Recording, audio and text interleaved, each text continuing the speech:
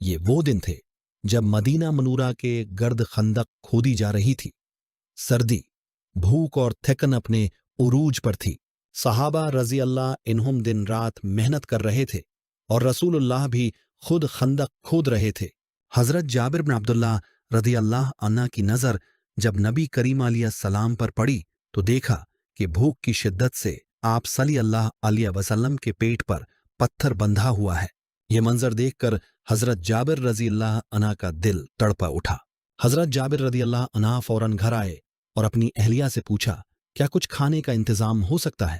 گھر میں صرف تھوڑا سا جو اور ایک چھوٹی بکری تھی، وہی تیار کر لی گئی۔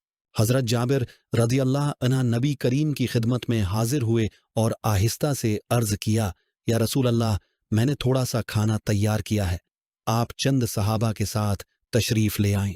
نبی کریم علیہ السلام نے اعلان فرما دیا، اے اہل خندق، جابر نے تمہیں کھانے کی دعوت دی ہے۔ تو رسول اللہ حضرت جابر کے گھر تشریف لائے کھانے پر برکت کی دعا فرمائی اور ہدایت دی کہ جیسے جیسے لوگ آئیں کھانا دیتے رہنا۔ پورا لشکر آیا، سب نے پیٹ بھر کر کھانا کھایا، مگر کھانا کم نہ ہوا۔ یہ اللہ کی طرف سے کھلا معجزہ تھا۔ Subscribe.